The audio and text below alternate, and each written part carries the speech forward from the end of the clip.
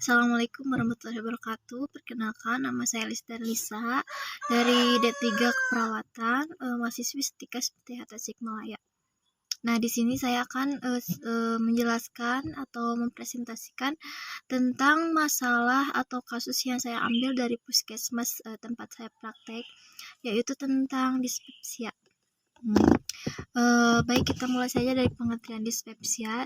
Jadi dispepsia itu merupakan kumpulan gejala atau nyeri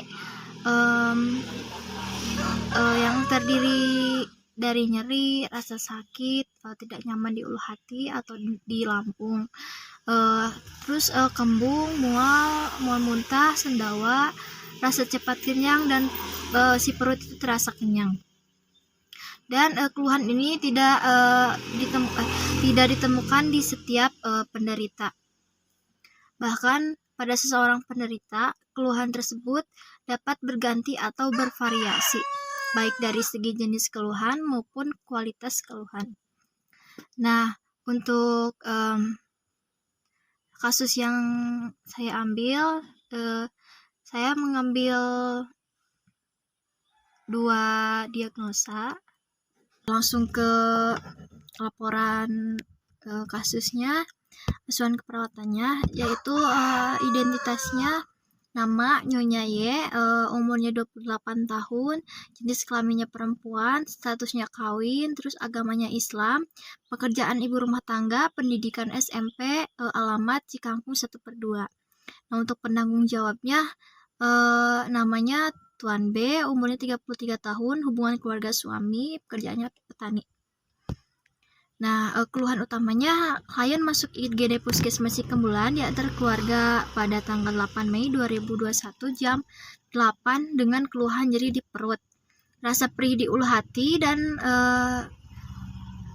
telah dirasakan sejak 1 bulan yang lalu. Selain itu, klien mengatakan perut kembung serta rasa panas di dada dan perut sejak beberapa hari yang lalu. Nafsu makan menurun, mual dan muntah. Klien mual muntah sehabis makan, isi muntah semua yang sudah dimakan. Nah, untuk tanda-tanda vitalnya, tekanan darahnya 90/70, suhunya 37 derajat, nadinya 100, dan pernapasannya 20 kali per menit.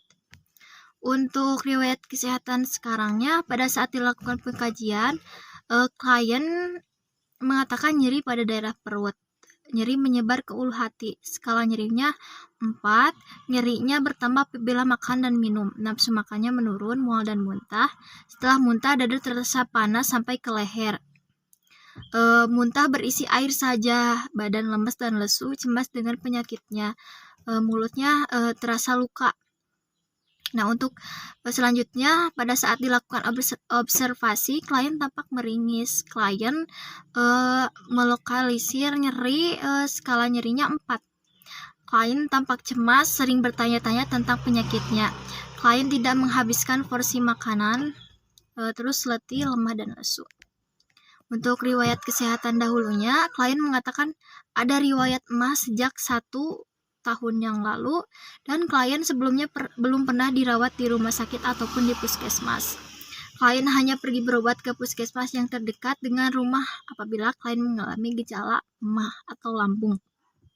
Klien mengatakan tidak ada mempunyai riwayat hipertensi, diabetes mellitus atau keluhan paru-paru dan lain-lain.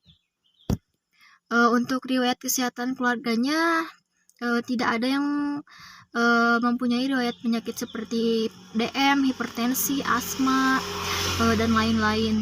Juga tidak ada menderita penyakit menular seperti TBC atau hepatitis dan lain-lain. Untuk pemeriksaan fisiknya, keadaan umumnya sedang, kesadaran komposmentis, GCS-nya 15, berat badan 58, tinggi badannya 168. Berat badannya sebelum sakit itu 63 kg.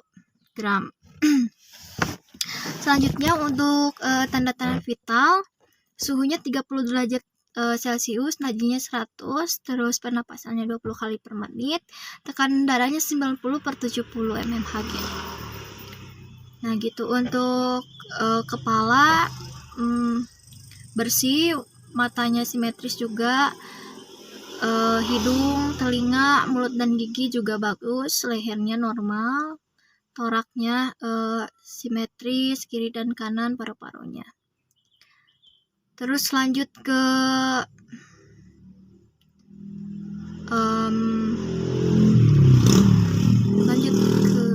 riwayat alergi. Klien tidak memiliki riwayat alergi terhadap makanan atau obat-obatan. Terus data psikologisnya, klien mengatakan ingin cepat sehat dan klien berharap bisa pulang kembali ke rumah dengan sehat. Terus data sosial ekonominya, klien menggunakan kelas umum dalam pengobatan. Data spiritualnya, klien mengatakan menganut agama Islam dan klien meyakini Allah sebagai Tuhan. Selama di rumah sakit, klien menunaikan ibadah sholat 5 waktu sehari semalam. Pemeriksaan diagnostiknya, hemoglobin, hematoritnya normal, jumlah leukositnya juga bagus. Terus dilakukan rapid test antibody juga dan hasilnya negatif.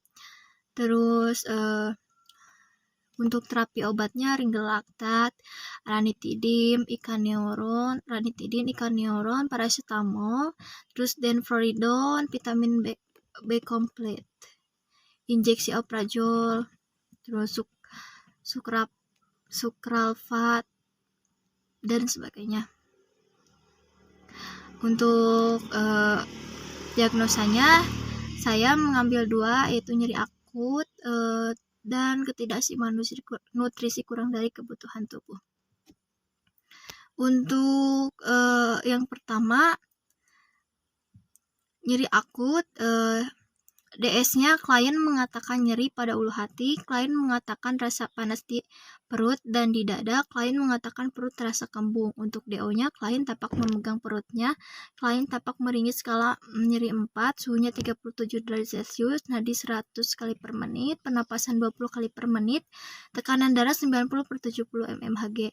Etiologinya inflamasi mukosa lambung, masalahnya nyeri akut. Untuk yang kedua, DS-nya klien mengatakan tidak nafsu makan dan susah untuk menelan, klien mengatakan mual dan muntah, klien mengatakan lemah, lesu dan letih. DO-nya, klien tampak tidak menghabiskan porsi makanan, klien tampak menghabiskan 1/2 dari porsi makanan yang dihidangkan, berat badannya 58 kg, tinggi badannya 168 cm.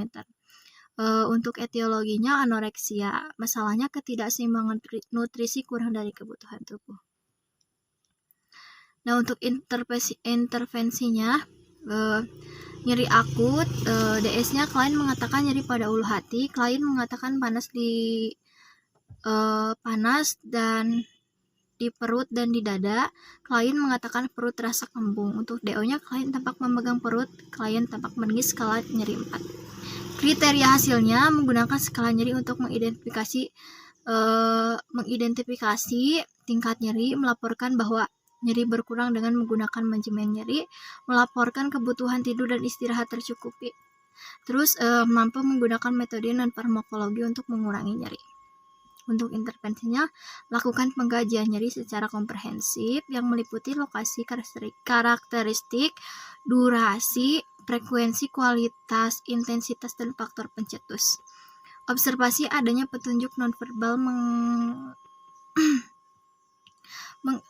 mengenai ketidaknyamanan. Terus gunakan strategi komunikasi terapeutik untuk mengetahui pengalaman nyeri dan sampaikan penerimaan pasien terhadap nyeri dan lain-lain.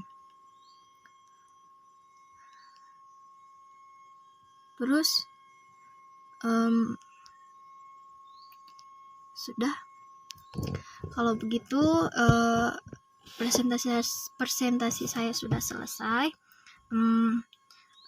Mohon maaf bila banyak kesalahan maupun dari kata ataupun dari kesalahan saya dalam merancang kasus tersebut.